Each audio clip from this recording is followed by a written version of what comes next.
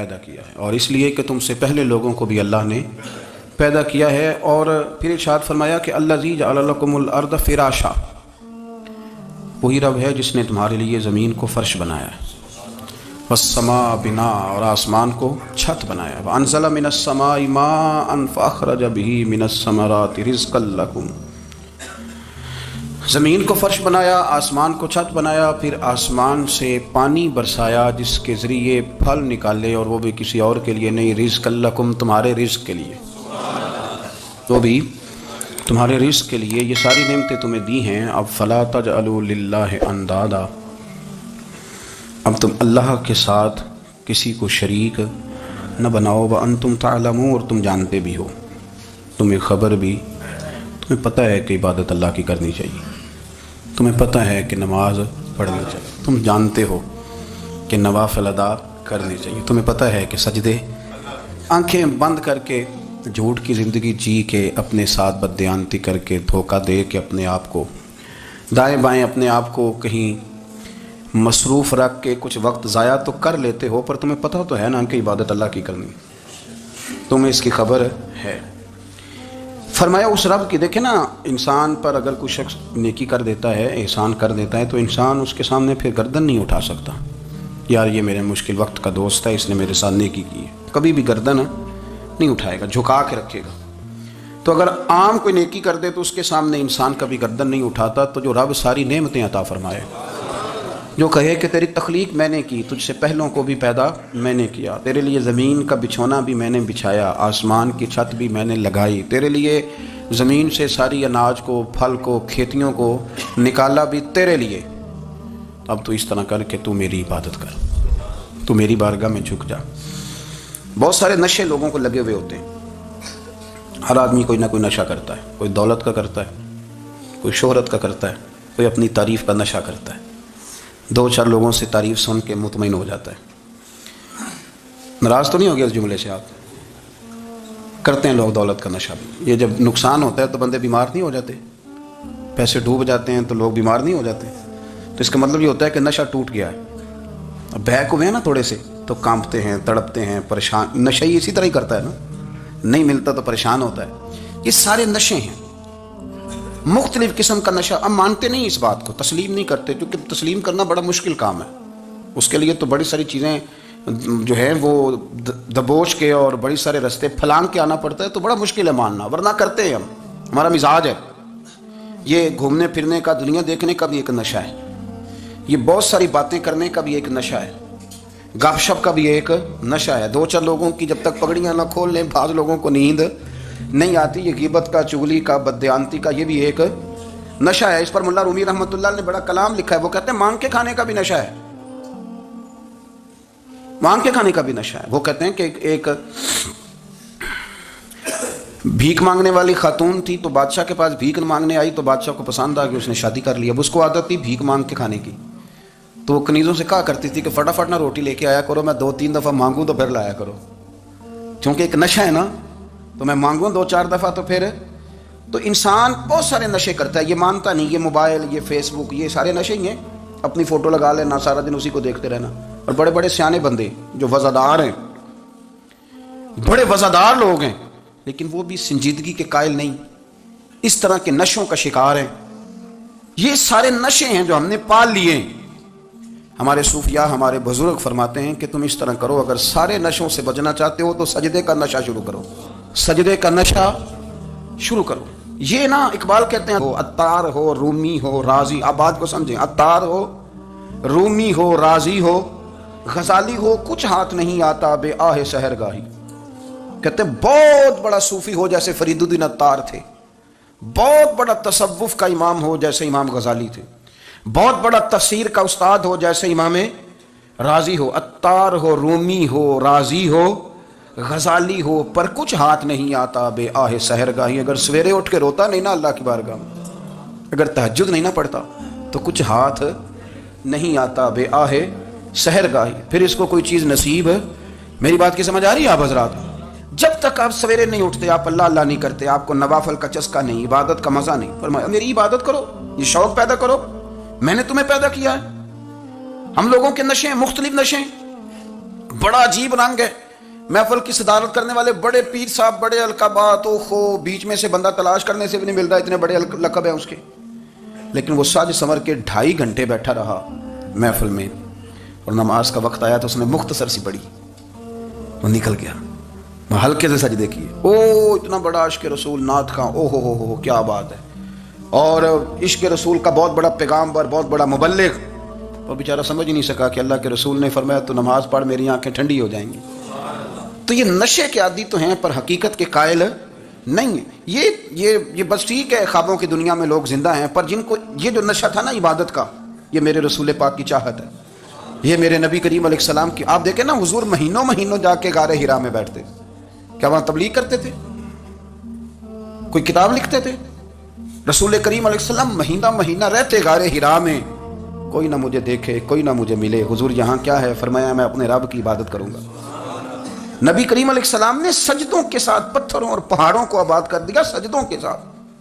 آپ کا سجدہ آپ کو بہت ساری چیزوں سے چھڑا لیتا ہے, یہ بہت ساری جگہوں سے جھکنے سے بچا لیتا ہے. صوفیاء اولیاء یہ کیا کرتے تھے؟ یہ سجدے کا ذوق ہی تو پیدا کرتے تھے. سجدے کا ذوق. شاہ عبدالعزیز دباغ رحمۃ اللہ تعالی علیہ اپنے مریدوں سے فرمایا کرتے تھے کہ اگر تم پکے نمازی بن جاؤ نا, تہجد گزار ہو جاؤ, تو میرے پاس آنا جانا چھوڑ دینا. عرض کی حضور کیوں؟ فرمایا میں تمہارے اور رب رسول کے راستے میں رکاوٹ نہیں بننا چاہتا, اور میرا مقصود ہے تمہیں وہاں تک پہنچانا. جب پہنچ گئے تو پھر میری ضرورت ختم ہو گئی. ہاں کبھی وسوسہ آئے, شک پیدا ہو, تکلیف ہو تو آنا, ورنہ میں نہیں چاہتا کہ میں رکاوٹ بنا رہوں. تم اللہ کرو, اس مالک کو راضی کرو. میرے رسول پاک علیہ وسلم نے فرمایا بندہ اللہ کے سب سے قریب اس وقت ہوتا ہے جب وہ سجدے کی حالت میں ہوتا ہے. کس کے قریب ہوتا ہے؟ اللہ کے سب سے قریب ہوتا ہے. وہ بڑا نیڑے ہے رب کے, بڑا قریب ہے, اس لیے کہ وہ حالت سجدہ میں. وہ جب سجدے کرتا ہے نا, اس کی بارگاہ میں جب جھک جاتا ہے. آپ ذرا سجدے کی کیفیت دیکھیں نا, زبان بھی یہاں ہے, آنکھ بھی یہاں ہے, کان بھی, عقل بھی ساری, اس نے سارا کچھ رکھ دیا سجدے میں. آپ وہ کبھی پیچھے جائیں تو دیہاتوں میں کہا جاتا تھا ناک سے نکیریں نکالو, بہت بڑی سزا ہوتی تھی نا, ناک سے نکیریں نکالو, بڑی سزا ہوتی تھی. تو اس نے کہا مالک مجھے کسی نے کہا نہیں, پر دیکھنا میں نے رکھ دی ساری عقل سجدے میں, اور رکھ کے کہا کیا سبحان ربی یا اللہ میں پست ہوں تو اعلیٰ ہے, اللہ تو میرا رب ہے اور تو سب سے اعلیٰ. اتنا, اور فرمایا جب یہ اس کیفیت میں ہوتا ہے تو پھر یہ اپنے رب کے قریب ہوتا ہے. کثرت عبادت, نوافل. ہمارے ہاں عمرے کی قرآن اندازی محفلوں پہ ہونے لگ گئی ہے, حالانکہ حدیث سے ثابت نہیں. میں دوستوں سے کہتا ہوں جائز ہے, کرنی چاہیے. عمرے کی قرآن اندازی جائز ہے, پر کسی حدیث میں نہیں آئی کہ قرآن اندازی کرو عمرہ کرو. حدیث میں قرآن اندازی یہ آئی ہے کہ نبی پاک علیہ السلام نے فرمایا تمہیں پتہ چل جائے نا پہلی صف کا ثواب کتنا ہے, تم قرآن اندازی کرو. عمرے کی قرآن اندازی کا تو پوسٹر چھپتا ہے, تو یہ والی قرآن اندازی کب ہونی ہے؟ ہونی چاہیے کہ نہیں؟ حضور نے فرمایا تمہیں پتہ چلے کہ اس کا ثواب کتنا, تو تم قرآن اندازی کرو, تم قرآن ڈالو. جب آپ نماز پڑھ رہے ہوتے ہیں, جب آپ کا مصلی آباد ہوتا ہے. صلاح الدین ایوبی, ایک بزرگ سے ملاقات ہو گئی, بیت المقدس پر قبضہ تھا عیسائیوں کا. تو صلاح الدین بڑے پریشان تھے. وہ بابا جی کہنے لگے پتر کیا ہوا؟ کہنے لگے حضور پتہ چلا ہے دشمن کے 2 بحری بیڑے اسلحہ لے کے آ رہے ہیں. مسلمان پہلے ہی کمزور ہیں, اور اب اگر 2 بحری بیڑے اور آ گئے تو حضور مسئلہ بن جائے گا.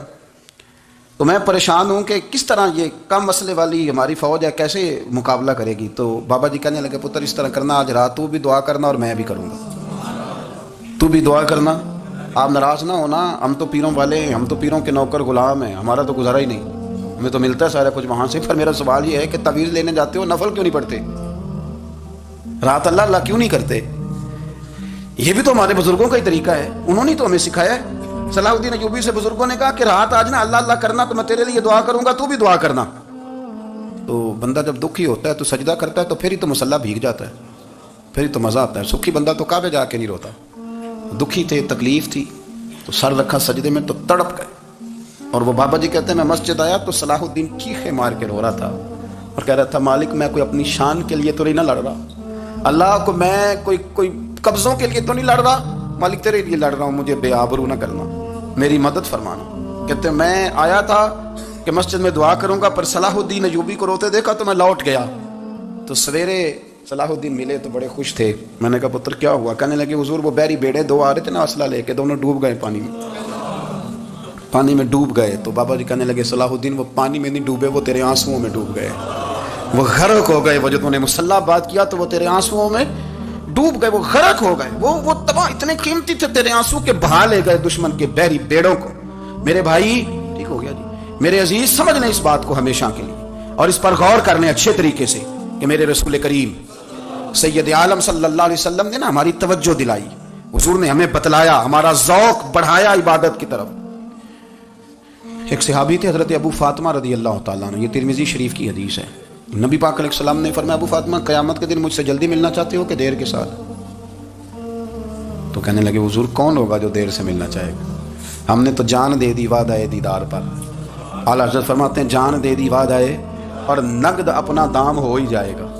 مجھے لگتا ہے کہ یہ سودا نقد و نقد ہو جانا ہے, چونکہ ہم نے جان دے دی وعدہ دیدار پر. آپ نے وعدہ کیا تھا کہ مریں گے تو پھر زیارت ہوگی, تو مر گئے ہم زیارت کی خاطر. جان دے دی وعدہ دیدار پر, تو نقد اپنا دام ہو ہی جائے گا. اے رضا ہر کام کا ایک وقت ہے, دل کو بھی آرام ہو ہی جائے گا. تو حضرت ابو فاطمہ رضی اللہ تعالیٰ عنہ سے نبی پاک صلی اللہ علیہ وسلم نے فرمایا جلدی ملنا چاہتے ہو کہ دیر سے؟ اس کی حضور فٹافٹ ملنا ہے, میں نے قیامت کے دن آپ سے جلدی ملنا ہے. تو نبی پاک علیہ السلام نے فرمایا پھر اس طرح کرنا, دنیا میں رہ کے سجدے زیادہ کرنا, پھر سجدے زیادہ کرنا, قیامت میں ملاقات جلدی ہو جائے گی, قرب ملے گا تمہیں. اپنے بچوں کے اندر دیکھیں نا, ہم شوق پیدا کرتے ہیں, ہمیں صحیح لفظ نہیں بولنے آتے پر ہم بچوں میں شوق پیدا کرتے ہیں کہ پتر ڈاکٹر بن جائے گا تو بڑا نفع کرے گا, تو لوگوں کی خدمت کرے گا, ملک و ملت کی خدمت کرے گا, تیرے ابا کا نام روشن ہوگا, تیرے دادا کی تعریفیں ہوں گی. ہم یہ ذوق پیدا کرتے ہیں. ہم اپنے نوجوانوں کے اندر یہ فکر پیدا کرتے ہیں, انہیں ہم سمجھاتے ہیں کہ میاں جب تم پڑھو گے محنت کرو گے تو فلاں آدمی کی طرح تمہارا نام ہوگا. یہ جتنا ذوق ہم بچوں کے اندر ان چیزوں کا پیدا کرتے ہیں, ہمیں حکم ہے کسی طرح ہم ذوق پیدا کریں کہ پتر نماز پڑھے گا تو اللہ راضی ہو جائے گا, تو سجدہ کرے گا. دیکھیں نا میرے رسول کریم علیہ السلام نے فرمایا 7 سال کے بچے کو مسجد لے کے جاؤ, یعنی اسے شوق دلاؤ, اس کے اندر یہ خاصیت پیدا کرو کہ اس کا دل کرے مسجد میں جانے کو, اس کے اندر یہ خصوصیات لاؤ کہ وہ ہمارے ہاں نا ہر چیز کو پروموٹ کیا جا رہا ہے, ہر چیز کو, یعنی سر سنگیت سکھانے کے لیے اکیڈمیاں بن گئی ہیں, ہر شے پروموٹ ہو رہی ہے. عبادت کا جذبہ کم ہوتا جا رہا ہے, اللہ کا ذوق ہمارے اندر نہیں رہا. اور اتنا مشکل ہم نے اپنے لیے بنا لیا ہے کہ وہ بندہ جو بڑی زبردست مذہبی گفتگو کر رہا تھا اور تگڑی بات کر رہا تھا, کیا بات ہے, لیکن نماز کے بارے میں کمزوری دکھا جاتا ہے, نوافل کے بارے میں وہ چپکے سے نکل جاتا ہے. امام احمد بن حنبل رحمۃ اللہ تعالی علیہ, مسند امام احمد بن حنبل 14 جلدوں میں ہے مارکیٹ میں, اور مجھے تو خیر پسند ہی پڑی ہے, میں نے تو کئی دفعہ پڑھی ہے. اور کیا بات ہے امام احمد بن حنبل کی, کیسے تگڑے قسم کے محدث تھے اور اللہ نے کتنا انہیں اعزاز عطا فرمایا ہوا تھا. یہ کوڑے بھی کھاتے تھے دین کی خاطر, سارا کرتا لہو سے باہر بھی جایا کرتا تھا, بڑا اعزاز والا شخص تھے, بڑے اعزاز والے. حدیثیں جمع کرنا, حدیثیں لکھنا, حدیث پڑھانا, سارا دن رہتے تھے. کہہ سکتے تھے کہ میں کر تو رہا ہوں کام, اور حدیث بھی موجود ہے کہ عالم عابد سے افضل ہوتا ہے, پر اس کے باوجود امام احمد بن حنبل رحمۃ اللہ علیہ 300 نفل فرض نمازوں کے علاوہ پڑھا کرتے تھے, 300 نوافل روز پڑھا کرتے تھے. ان کے بیٹے نے کہا ابا جی مکان خریدنا ہے تو وہ جگہ کہاں کر کے لوں, بہت ساری آبادیاں. تو فرمایا پتر وہاں لینا جہاں مسجد قریب ہو. میرے رسول کریم سید عالم صلی اللہ علیہ وسلم اتنا پسند کرتے مسجد کو, اتنا پسند کرتے نماز کو, کہ رسول کریم صلی اللہ علیہ وسلم تہجد کی نماز بھی پڑھتے, پھر حضور فجر کی نماز بھی پڑھتے. نبی پاک وتر کو الگ کر کے پڑھتے, عشاء کے ساتھ نہیں پڑھتے. یہ تو ہم اس لیے اجازت دی ہمارے بزرگوں نے کہ بعد میں اٹھے گا کون علیحدہ وتر پڑھنے کے لیے, عشاء کے ساتھ پڑھ لے. وتر پڑھتے, تہجد پڑھتے, فجر پڑھتے, اشراق پڑھتے, چاشت پڑھتے, پھر مغرب کی نماز کے بعد 6 رکعت اوابین پڑھتے, پھر رات کو صلاۃ اللیل پڑھتے. سیدہ عائشہ صدیقہ کہتی ہیں زمانہ سو جاتا اور میرے رسول مصلی بچھا کے کھڑے ہو جاتے. او یار کھیتی باڑی کر کے نہیں, محنت مزدوری کر کے نہیں. جناب عائشہ کہتی ہیں میں یہ بھی دیکھتی کہ حضور ایک آیت شروع کرتے تو ساری رات اسی کو پڑھتے, اور میری نظر جاتی تو قدم مبارک پہ ورم آ جاتا. یار نماز پڑھ کے اتنی مشقت کر کے, اتنی جد و جہد کر کے ورم آ گیا, یا رسول اللہ اتنی محنت کیوں کرتے ہو؟ فرمایا فلا اکون عبدا شکورا, کیا میں اپنے رب کا شکر گزار بندہ نہ بنوں؟ صحابہ کا ذوق عبادتوں کا, ریاضتوں کا, تلاوتوں کا, طبیعت ہے ان کی. وہ ایک دوسرے کو, حضرت مولا علی شیر خدا کرم اللہ تعالیٰ وجہ الکریم کے زمانے میں روم کے بادشاہ نے کہا یار یہ مسلمانوں کا پتہ تو کرو، یہ آخر کیوں اتنے زیادہ مجاہد ہیں۔ اس زمانے میں جاسوس بھیجنے کا مزاج تھا، اب تو جاسوس پکڑا جاتا ہے، اب تو جاسوس، اور جاسوسی کا شوق ویسے آج بھی ہے۔ عرض کروں تھوڑی سی بات اس عنوان سے، پتہ ہے کیا ہمارا مسئلہ ہے؟ ہم جہاں جاتے ہیں نا وہاں تھوڑی خوشبو سونگنے کی کوشش کرتے ہیں، وہ کیا ہے تو یہ کیا ہے تو ادھر کیا ہے تو تھوڑا سا ادھر کیا ہے۔ میرے رسول پاک، پڑھیے درود شریف، سارے پڑھیے ذرا زور سے، صلی اللہ تعالی۔ نبی پاک علیہ السلام نے فرمایا جاسوسی نہ کرنا ورنہ تم بندوں کو خراب کر دو گے، اور فرمایا اس طرح نہ ہو کہ تم کسی کے آپ کھول نہ نکلو تو تمہارے پہلے کھل جائیں۔ یہ جو ذوق ہے نا یہ ختم کریں، چھوڑیں، مطلب آپ کس چکر میں پڑے ہوئے ہیں، اتنی زیادہ توجہ کرنے کی کیا ضرورت ہے؟ اپنے کام سے کام رکھیں، اس میں بندہ تھوڑا سا نا آسان رہتا ہے۔ یہ جو بہت زیادہ ٹٹولنے والے لوگ ہوتے ہیں نا وہ بیچارے پھر عمر ٹٹولتے ہی گزار دیتے ہیں، اس لیے کہ مزاج ہی بہت پکا ہے، گوری کا منہ کھول کے اندر تک ہاتھ ڈالنا، تو پھر کئی دفعہ سامنے سے بچھو بھی لڑ جاتا ہے، خرابی ہوتی ہے۔ تو جاسوسی کی جاتی تھی، اس نے بھی جاسوس بھیجے، کیونکہ قبیلوں کے لوگ تھے، کچھ مسلم کچھ کافر، پہچانے نہیں جاتے تھے لوگ، تو کچھ لوگ اس نے بھیجے، انہوں نے آ کے نا تحقیق کی، ریسرچ کری کہ آخر ماجرا کیا ہے۔ تو واپس جا کے انہوں نے رپورٹ دی نا روم کے بادشاہ کو، اس رپورٹ کا ایک جملہ بڑا شاندار ہے، وہ کہنے لگا بادشاہ ہمیں مسلمانوں کی کوئی سمجھ نہیں آئی، ہمیں کوئی سمجھ نہیں آئی۔ انہوں نے کہا کیوں نہیں سمجھ آئی؟ کہنے لگے یار عجیب بندے ہیں، جب رات مسلح پہ بیٹھتے ہیں تو یوں لگتا ہے ان کا دنیا سے رشتہ ہی کوئی نہیں، کوئی کسی کو نہیں جانتا، کوئی اپنے دکھ سنا کے رو رہا ہے، کوئی اپنی بات کر کے رو رہا ہے، لگتا ہے کہ ان کا کوئی رشتہ ہے ہی نہیں جب مسلح پہ بیٹھتے ہیں۔ اور فرمایا جب سویرے یہ جہاد کرنے نکلتے ہیں تو لگتا ہے ان سے زیادہ دلیر ہی کوئی نہیں۔ حالانکہ جو مسلحوں پہ رونے دھونے کے لوگ ہوتے ہیں وہ کئی دفعہ جہاد میں کام نہیں کرتے، لیکن عجیب لوگ ہیں کہ رات کے راہب ہیں، دن کے مجاہد ہیں، کوئی سمجھ نہیں آتی۔ میرے عزیز، ان لوگوں نے مسلح آباد کر کے رکھا، تلاوتیں ان کا ذوق رہی، منظر روز پڑھنا، اسباق پڑھنا، وظائف پڑھنا، یہ ان کا ذوق رہا۔ اعلیٰ حضرت بریلوی رحمت اللہ نے 1000 کتاب لکھی ہے، لیکن الوظیفۃ الکریمہ کے نام سے جو وہ صبح و شام وظائف پڑھتے تھے وہ الگ انہوں نے ان کو بیان کیا، پابندی کے ساتھ اپنی اللہ اللہ کرتے تھے۔ شیخ شہاب الدین سہروردی رحمت اللہ علیہ، اس پر ایک بندے نے اعتراض کیا، اس نے کہا جی آپ کس قسم کے صوفی ہیں، مرید بیٹھے ہیں اور آپ وہاں نفل پڑھ رہے ہیں۔ یہ بھی بڑا مسئلہ ہوتا ہے نا، جو بندہ ملنے آتا ہے وہ اپنے ٹائم کے حساب سے آتا ہے، اور اس کا یہ بھی خیال ہوتا ہے کہ پیر صاحب جو ہیں وہ چونکہ درویش ہیں تو نہ انہیں روٹی کھانی چاہیے نہ سونا چاہیے، چونکہ وہ درویش ہیں، اور ہم چونکہ درویشوں کے ماننے والے ہیں لہذا ہمارا یہ طریقہ ہونا چاہیے کہ جیسے ہم کہیں درویش ویسے ہی کر جائے۔ حالانکہ جس کو آپ درویش کہیں گے آپ اس کی مانیں گے، آپ منوائیں گے نہیں، ہمارا مزاج ہوتا ہے۔ شیخ شہاب الدین پر لوگوں نے اعتراض کی، حضور لوگ ملنے آئے ہیں، زیارت کرنے آئے ہیں، یہ بندے دعا کرانے آئے ہیں، اللہ اللہ کرانے آئے ہیں، اور آپ نفل پڑھ رہے ہیں، کیا جملہ ہے، کیا حسن ہے، کیا خوبصورتی ہے۔ فرمانے لگے رب رسول سے مانگنے کے لیے مصلی بچھایا ہے، اگر وہاں سے مانگوں گا نہیں تو تمہیں دوں گا کیا؟ پہلے مجھے کچھ لے تو لینے دو، اگر میرے پلے کچھ شے ہوگی تو آگے دوں گا نا۔ تو میں مانگنے گیا تھا کہ یا اللہ دے، تیرے بندے لینے آئے ہیں، دے، تو میں کچھ لوں گا تو آگے دوں گا نا۔ لیکن ہمارا یہ سٹیٹس، یہ مزاج، یہ شعور نہیں ہے۔ گپیں، کہانیاں، داستانیں، گفتگو، خطابت، واز، کیا بات، لیکن اگر کچھ کرنے کا کام ہو تو وہ نہیں ہم سے ہوتا۔ میرے نبی کریم علیہ الصلوۃ والسلام نے مصلی سے دل لگانے کا درس دیا، حضور نے توجہ دلائی، صحابہ اس ذوق کے حامل لوگ تھے، وہ کوشش کرتے تھے۔ جناب صدیق اکبر رضی اللہ تعالیٰ عنہ کا عبادت کا مزاج ہمیشہ قائم رہا۔ حضرت عمر فاروق ساری رات اللہ کے حضور کھڑے رہے۔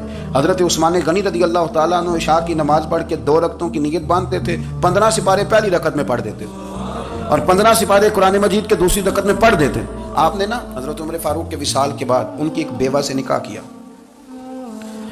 حضرت عثمان غنی نے نکاح کیا۔ وہ خاتون آپ کے نکاح میں آئیں تو عرض کرنے لگی امیر المومنین میرے لیے اعزاز تو بہت ہے کہ میں امیر المومنین کی بیوہ تھی تو امیر المومنین کی منکوحہ ہو گئی ہوں، لیکن حضور نہ تو میں جوان ہوں کہ میرے اندر رغبت ہوتی اور نہ میں اب اس قابل ہوں کہ کوئی خدمت کر سکوں، میرے ساتھ نکاح کی وجہ کیا بنی؟ تو عثمان غنی رو پڑے، فرمانے لگے میں نے عمر فاروق کو مسجد میں اپنے رب سے ڈرتے ہوئے دیکھا، میں نے اسے روتے ہوئے دیکھا ہے، عدل کرتے دیکھا ہے، انصاف کرتے دیکھا ہے، امت کی خیر خواہی کرتے دیکھا۔ تمہارے ساتھ نکاح اس لیے کیا ہے کہ تم مجھے یہ بتاؤ کہ عمر فاروق گھر کے اندر اپنے رب کو کیسے راضی کرتے تھے، گھر کے اندر کیسے راضی کرتے تھے، وہ طریقے بتلاؤ، تم بتاتی جانا اور میں بھی اسی طرح گھر میں عبادت کروں۔ میرے رسول کریم علیہ الصلوۃ والسلام نے ارشاد فرمایا، حضور فرمانے لگے جس گھر میں اللہ کا ذکر ہوتا ہے وہ گھر زندوں کا ہے، اور جس گھر میں رب کریم کا ذکر نہیں ہوتا وہ گھر زندوں کا نہیں ہے۔ گھر نا ہم نا کتابوں میں پڑھتے ہیں کہ ایک بزرگ کہتے ہیں، حضرت فضیل بن ایاز کہتے ہیں کہ میں ایک گلی سے گزر رہا تھا تو گھر کے اندر کسی قاری صاحب نے قرآن کی آیت پڑھ دی ولی من خاف مقام ربہ جنتان، میں تو میرے کانوں سے ٹکرائی تو اللہ نے میری کایا ہی پلٹ دی، میں توبہ کر گیا۔ اب گھر کے اندر سے آواز آئے تو صحیح نہ تلاوت کی، پھر اندر سے آواز آتی نہیں، یا ڈیک بجنے کی آواز آتی ہے، یا ٹی وی چلنے کی آواز آتی ہے، یا دھوم مچانے کی آواز آتی ہے۔ عبادت کا وہ جو خاص شوق تھا، وہ جو حسن تھا، وہ جو توانائی تھی، وہ جو بات تھی۔ ایک جگہ پہ ہم بیٹھے تھے تو وہاں ایک صاحب آئے اور انہوں نے آتے ہی کہا کہ مہربانی کریں ذرا مجھے مصلی دے دیں، میرے نہ کچھ نفل رہ گئے۔ تو میں نے وضو کر لیا تو کوئی مصلی مل جائے، مصلی انہیں دے دیا گیا، وہ مصلی لے کے چلے گئے۔ تو پیچھے ایک صاحب نے تبصرہ کیا، کہنے کتنا ریاکار بندہ ہے، لوگوں کو دکھا رہا ہے کہ میں نفل پڑھتا ہوں، ہے کوئی بات کرنے والی؟ میں نے اسے کہا، میں نے کہا تو مہربانی کرنا اس طرح کی ریاکاری تو بھی کر، پکڑ مصلی اور جا تو بھی تھوڑی ریاکاری کر کے آ، اٹھ ذرا شکر کر، کوئی یہ ریاکار بھی ملا ہے، کوئی نفل پڑھ کے ریاکاری کر رہا ہے۔ اللہ کا میں کہتا ہوں کو پڑھے تو صحیح نہیں، یار یہ کوئی دور ہے نفل پڑھنے کا؟ اس میں تو لوگوں کا مزاج ہی نہیں، طبیعت ہی نہیں۔ میں نے کہا چل مہربانی کر یہ لے مصلی اور تو بھی جا تھوڑی سی، یا کر یا ریاکاری کرو تو صحیح نا، مزاج ہی نہیں، ذوق۔ جمعے کی نماز پڑھ کے یوں دنیا بھاگتی ہے، او ہو پتہ نہیں کون سی پیچھے آگ تھی جو بجھائی جائے گی، اور آج تک لوگ مسئلہ پوچھ رہے ہیں کہ جمعے کی بعد والی سنتیں کتنی ہوتی ہیں۔ میں نے کہا کتنے سال ہو گئے جمعہ پڑھتے، کتنے سال ہو گئے، ابھی تک سنتوں کا نہیں پتہ، ابھی تک نے علم کے پہلے کتنی رکھتے ہیں اور بعد میں کتنی رکھتے ہیں۔ فجر کی سنتیں کب پڑھنی چاہیے؟ سنو فجر کی سنتوں کے بارے میں۔ میرے رسول کریم سید عالم صلی اللہ تعالیٰ علیہ وسلم سے ایک صحابی نے پوچھا تھا، حضور میری فجر کی سنتیں رہ گئیں یا رہ جاتی ہیں تو حکم کیا ہے؟ کیا انداز ہے حضور کا؟ بخاری مسلم کے لفظ سنو، حضور سید عالم صلی اللہ علیہ وسلم فرمانے لگے، اس نے کیا پوچھا تھا؟ حضور جواب کیا دیتے ہیں؟ فرمایا فجر کی سنتیں کبھی نہ چھوڑنا، فجر کی پہلی 2 سنتیں کبھی نہ چھوڑنا۔ یا رسول اللہ صلی اللہ تعالیٰ علیہ وسلم میری رہ گئی ہیں، رہ جاتی ہیں۔ فرمایا فجر کی 2 سنتیں نہ چھوڑنا، فرمایا فجر کی پہلی 2 سنتیں مجھے دنیا اور دنیا کے اندر جو کچھ ہے وہ سب سے زیادہ پیاری ہے۔ فجر کی 2 سنتیں دنیا اور دنیا میں جو کچھ ہے مجھے وہ سب سے زیادہ پیاری ہے، اس لیے فجر کی سنتیں نہ چھوڑنا۔ اپنا ذوق، اپنی طبیعت، ہم نے نا ذوق غلط بنا لیا۔ اگر 20 بندے کہہ بھی دیں گے تو نے بڑی شاندار تلاوت کیا تو کیا اس سے بنے گا؟ 100 بندہ کہہ بھی دے تیری کیا بات ہے، کیا بات ہے نعت خان کی، کیا بات ہے علامہ صاحب کی، پیر صاحب کی، پیر مہر علی شاہ صاحب رحمۃ اللہ علیہ۔ آپ تشریف فرماتے تو آپ کے ایک ہی بیٹے بابو جی جن کو کہا جاتا ہے، جس دن صاحبزادے پیدا ہوئے تو خادم نہ وہاں سے نکلا۔ ان لوگوں کے شوق اور طرح کے تھے نا، تو ان کی توجہ بھی اپنے شوق کی طرف رہتی، تو خادم نکلا اندر سے، پیر صاحب مبارک ہو، پیر صاحب مبارک ہو، پیر صاحب مبارک ہو، پیر صاحب مبارک ہو، شور کر رہے ہیں۔ تو پیر صاحب کو وجد ہو گیا، اللہ اکبر اللہ اکبر اللہ، وہ کیا ہوا، کس بات کی مبارک دے رہے ہو؟ عرض کی حضور اللہ نے بیٹا دیا ہے۔ تو آپ فرمانے لگے اچھا حضور آپ کیا ہوا، آپ تو پریشان ہو گئے۔ فرمانے لگے جب تو نے 3 دفعہ کہا نا مہر علی کو مبارک ہو، تو میں سمجھا تھا شاید تجھے کسی نے بتا دیا ہے کہ مہر علی سے اللہ راضی ہو گیا۔ میں سمجھا تھا کہ شاید تو یہ خبر لے کے آیا ہے کہ کسی نے بتایا ہے کہ مجھے آج خبر ملی ہے کہ مہر علی سے رب اچھا پتر ہوا ہے، الحمدللہ اللہ کا شکر ہے، پر میرے لیے مبارک کا دن وہ ہوگا جب میرا رب کہے گا کہ میں مہر علی سے راضی ہوں، میرے محبوب کہیں گے کہ میں مہر علی سے۔ آپ بات کو سمجھیں، شوق ہی کسی اور طرف تھا، دل ہی کہیں اور لگا ہوا تھا، طبیعت ہی کہیں اور مائل تھی۔ کوئی وظیفہ پوچھتے تھے تو پڑھتے تھے وہ لوگ، کچھ اللہ اللہ انہیں بتائی جاتی تھی تو کرنے کا ذوق رکھتے تھے، طبیعت تھی، قائل تھے۔ حضرت ربیع کہتے ہیں میں بڑی دور سے سفر کر کے گیا حضرت اویس کرنی سے ملنے، بڑی دور سے، اور جب میں پہنچا تو فجر کا وقت تھا، تو حضرت اویس کرنی کو میں نے پا لیا، تو وہ نماز پڑھ کے نا قرآن شریف لے کے بیٹھ گئے۔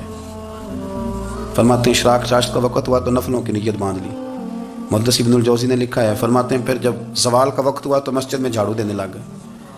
زور کی نماز پڑھ کے تو عصر کی تیاری تک وہ مسجد میں بیٹھے رہے، اور میرے نبی پاک علیہ السلام نے فرمایا جو نماز کے انتظار میں بیٹھا ہو وہ نماز ہی میں ہے، وہ نماز ہی میں ہے۔ فرمایا میری دنیا میری امت کی جو رہبانیت ہے نا وہ اتنی ہے کہ نماز کا انتظار کرے، اذان کے بعد نماز کا یہ راہب ہے، یہ اس وقت چھوڑ کے بیٹھے ہیں سارا کچھ۔ فرماتے ہیں عصر تک انہوں نے اللہ اللہ کی، پھر مغرب تک کی، عشاء کی نماز ہوئی تو نماز پڑھی تو وہ تھک گئے۔ اب مجھے وہ فارغ ہوں مصلی چھوڑے تو میں ملاقات کروں نا، یہ آپ حیران نہ ہو کہ اتنی دیر بندہ کیسے اللہ اللہ کر، ہم نے کی نہیں نا اس لیے ہم پریشان ہیں۔ جو عادی ہوتے ہیں وہ کر بھی لیتے ہیں، وہ یہ کام، میری بات کی سمجھ آ رہی ہے؟ جب جاتے ہو کسی دفتر میں تو 8 گھنٹے کھڑے رہ لیتے ہو نا، مجبوری ہوتی ہے تو کھڑے رہا جا سکتا ہے۔ پاسپورٹ کے دفتر بولیے، امیگریشن کی لائنوں میں، اور میں نے تو ایمبیسیوں میں بندے 12 گھنٹے پہلے جا کے کھڑے دیکھے، رہ لیتے ہیں کھڑے۔ تو اگر ان کاموں کے لیے رہا جاتا ہے تو اللہ رسول کے لیے بھی کھڑے رہا جا سکتا ہے۔ تو فرمانے لگے کہ جب عشاء کی نماز کے بعد آخر انسان تھے، تھک گئے، نیند کا غلبہ ہوا تو تھوڑی ایسے آنکھ بند ہوئی تو کھلی تو رونے لگے.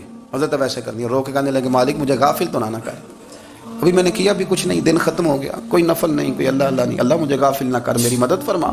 فرماتے ہیں جب وہ روئے تو میرے ساتھ جو شخص تھا میں نے کہا اٹھو چلیں. کہنے لگا حضور ملنا نہیں. فرمایا جو میں لینے آیا تھا وہ مجھے مل گیا ہے، جو میں ان سے سیکھنے آیا تھا وہ مجھے نصیب ہو گیا، اب اور میں نے کیا لینا، ختم ہو گئی بات، اٹھو چلیں.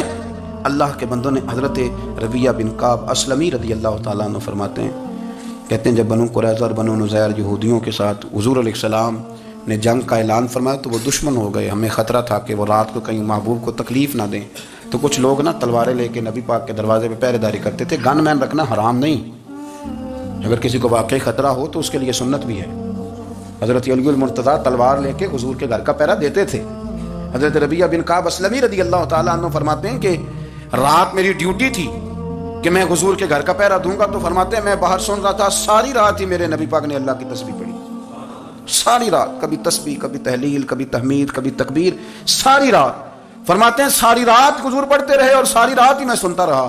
مجھے اونگ آ گئی، میری آنکھ لگ گئی، حضور ابھی پڑھ رہے تھے، میں تھک کے سو گیا. اور فرماتے ہیں جب میری آنکھ دوبارہ سے کھلی تو میرے کانوں میں پھر کوئی چیز گونجی تو میں نے کان لگایا تو میرے حبیب ابھی بھی اللہ کو یاد کر رہے. ساری رات حضور رب کی عبادت کرتے. اسی لیے تو کہا یا ایھا المزمل قم اللیل الا قلیلا، حبیب ساری رات تو نہ جاگا کر، تھوڑا آرام بھی کر لیے گا. میرے بھائی اپنا مصلی، اپنی عبادات، اپنے وظائف، اللہ اللہ جو آپ نے کسی سے سیکھی ہے اس کو کبھی کمزور نہ ہونے دیں. شجرہ شریف جو کسی بزرگ سے آپ لے لیتے ہیں تو کیا رسم ہے کوئی؟ اس پہ کچھ لکھا ہوتا ہے، وہ پڑھنے کے لیے دیا جاتا ہے. اس پہ لکھا ہوتا ہے کہ جی اللہ اللہ آپ نے کرنی ہے. ساری زندگی کسی اسکول میں داخل ہو گئے اور وہاں جا کے آپ نصاب ہی نہ پڑھیں، کتاب ہی نہ کھولیں تو پاس ہو جائیں گے؟ وہ کہتے ہیں میں 20 سال جاتا رہا ملا کچھ نہیں. تو آپ نے لیا کیا ہے؟ ایک اتنی سی کتاب تھی، اس کو تو کھول کے آپ دیکھ نہیں سکے، اس کے وظائف تک تو رسائی نہ ہوئی. اس لیے کہ اللہ اللہ کرنا مشکل ہے اور تصویر کھنچانا یہ آسان کام ہے. تو جو آسان ہے اس طرف ہماری توجہ لگی رہتی ہے اور جو مشکل ہے اس طرف ہم ذوق پیدا نہیں کرتے. یا ایھا الناس اعبدوا ربکم الذی خلقکم والذین من قبلکم لعلکم تتقون. اے لوگوں اس رب کی عبادت کرو جس نے تمہیں پیدا کیا اور تم سے پہلوں کو پیدا کیا، اس لیے عبادت کرو کہ تم پرہیزگار ہو جاؤ گے. حاصل کرنے کے لیے اس ویڈیو کو لائک، کمنٹ اور شیئر کرنا مت بھولیں.